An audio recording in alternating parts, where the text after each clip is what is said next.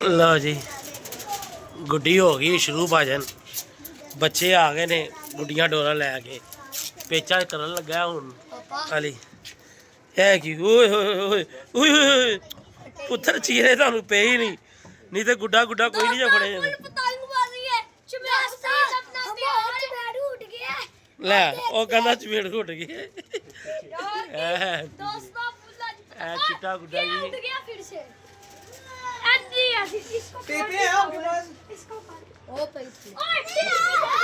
लग गई पेचा लग गई उस राम राम ना ओ कटिया आई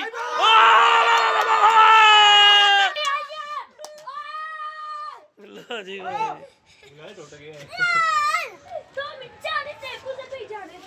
लो जी गोगे तू नहीं उड़ा रहा है पे ही गुड्डे यार है वेख यार उड़ा यार इन्ने गुड्डे की करने ने मैनू दस लो जी गुड्डी हो गई शुरू अल्लाह खैर करे पिछो लवेड़ ला चीरे ना पाइए लो जी इस टाइम दोनों छत्ता तो गुड्डे उठ रहे हैं ऐ दिला लगा है अब ये उड़ाने लगे इनके साथ लगाएंगे हम पेचा किनके साथ नहीं इनके साथ और नहीं रहन दे होना था बड़ा ओ दिल दा गुड्डा फटी आ रहा है जा आया भी तेरे वर्गा ढोलू ही है ओ पेचा लग गया पेचा ओए आ गया ए दो बड़े लो जी गुड्डी हो गई है शुरू आज बसंत का तीसरा दिन है क्या कर रहा है जल्दी ओ टेप आया करी जा रहा डड्डू तू की कर ला वे लो ये छोटी दुनिया भी लगी है मैरी यार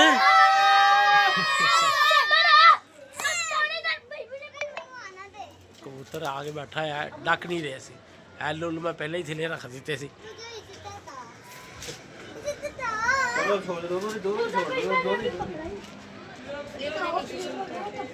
अब इतना ना उड़ाई जा तू बिला वजह ही वो सफेद गुड्डा उड़ रहा है इसको उठा पेचा लग गई पीछे पेचा लग गई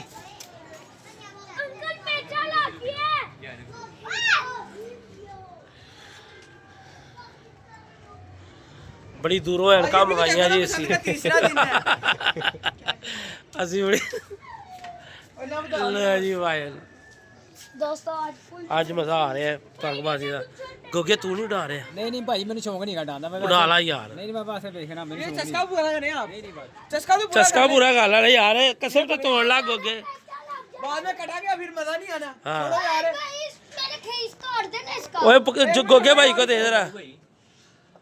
ओए गोगे भाई नु बुला दे तू हटो बाकी कटना ले आओ तो